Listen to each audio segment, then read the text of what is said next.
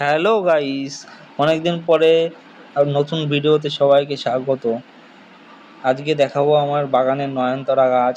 দেখুন, গাছটিতে কয়েক হাজার ফুল ফুটেছে। কি করে এত ফুল ফোটালাম তার রহস্যই আজকে আপনাদের সঙ্গে শেয়ার করব। ভিডিওটি সবাই মনোযোগ দিয়ে দেখতে থাকুন।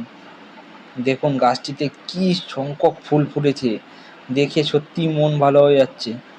দেখুন, একটা মাত্র গাছে কয়েক হাজার হাজার ফুল কি রকম সংখ্যায় ফুটেছে। এই গাছটিতে অনেক ফুল ছিল, আরও বর্ষার আরও অসংখ্য ফুল ঝরে গেছে। দেখুন বন্ধুরা, কত সুন্দর ফুল ফুটে আছে গাছটিতে, আর কি ভালো লাগছে। গাছটি 12 ইঞ্চির একটি টবে রয়েছে। দেখুন মাটিটা পুরো শুকনো ঝুরঝুরে মাটি। অতিরিক্ত পরিমাণে জল দেবেন না, এই গাছে জল পছন্দ করে না খুব। মাটিটা দেখুন খুব ঝুরঝুরে মাটি, এবং একটিই মাত্র গাছ রয়েছে টবটিতে।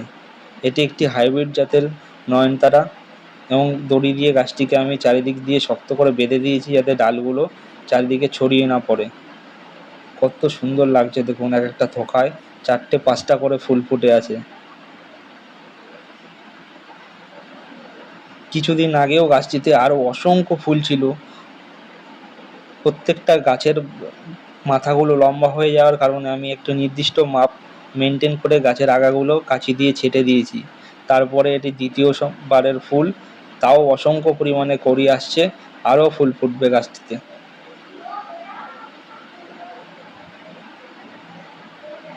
দেখুন এক একটা থোকায় কতগুলো করে ফুল ফুটেছে। হাত দিয়ে আপনাদের দেখাই, দেখুন একটা থোকায় 4টে 5টা করে ফুল ফুটে আছে। দেখুন প্রত্যেকটা ডগাতে কতগুলো করে ফুল ফুটে আছে, দেখলেই বুঝতে পারবেন।